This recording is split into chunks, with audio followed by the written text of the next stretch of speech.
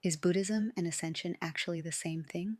In this video, we're going to explore the differences and the surprising similarities between the Buddhist path to Nirvana and what many of us today know as the ascension process into the fifth dimension. In my most recent session with Shereen, we connected with the consciousness that helped create the new earth. This being spoke about Buddhism and how monks who isolate themselves in the mountains are actually accelerating their ascension. Because I'm deeply committed to my own ascension, that comment instantly sparked something in me. It was enough to pull me into looking deeper into Buddhism. And here's what I discovered. At first glance, Nirvana and 5D ascension may seem quite different. Nirvana as the end of the cycle of birth and death, and ascension as the shift into a higher dimensional reality. But when you look closer, the parallels are striking.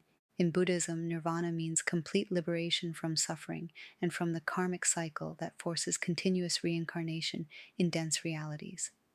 Ascension is the process of moving out of the dense, fear-based third-dimensional reality into higher dimensions, like the fifth dimension, characterized by higher vibrations of love, unity, and freedom. When you look closely, both nirvana and ascension describe a very similar process, letting go of ego and illusion, releasing fear and attachment, becoming free from cycles that bind us to lower realms. Both represent a profound awakening, a spiritual homecoming. However, there are some differences. Nirvana is rooted in Buddhist philosophy and practice, with specific teachings and discipline. Ascension tends to be more universal and metaphysical, often described outside formal religion. Nirvana focuses on ending the cycle of rebirth, while ascension is about existing consciously at a higher vibrational level. Here's where it gets interesting. The ultimate difference between nirvana and ascension largely comes down to the context in which they were introduced. Nirvana arose within the ancient Indian spiritual tradition of Buddhism, with specific teachings, language, and disciplined practices designed for that culture and era.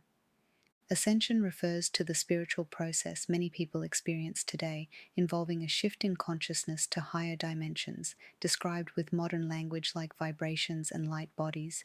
So essentially, they're different descriptions and frameworks for the same fundamental spiritual transformation, moving beyond ego, suffering, and separation into a higher state of consciousness, freedom, and unity. This means the core experience and transformation are deeply aligned. The words, practices, and cultural meanings differ because they are shaped by the times, teachings, and available understandings. Whether you call it nirvana or ascension, it's the same ultimate shift, just described in the vocabulary of two different eras.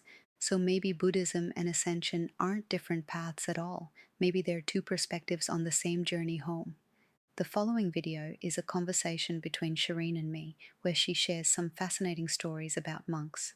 She talks about videos she'd seen of monks transforming into light, something she didn't believe until after our recent session, where it all started to make sense. And it explained that the monks that on the Himalayan mountain that you I have in China many temples. Like there's some temples. They said they have the, I don't know how to call in English. These monks suddenly will turn into the light, like in front of people. Yeah. Red light. You know that about that, and then just one bone will left, only one bone, and the dead body will disappear. Some of them, or just like a dry out, fully human shape, but they become a dry dead body, but they don't, they or like rotten, nothing. They will just dry out. But the one is like I have seen even the video that monk in front of 100 people, like he turned into the red light, left just one bone left. It says this bone joint, and then that thing called shalit, they make a ring out of that bone, and then another new monk will wear it. You know, that kind of thing. Oh. Yeah. So I had no idea about this. but I never did it, you know. I don't believe. I saw that videos maybe like the edited or some. Yeah, I yeah. never trusted, but during I understood.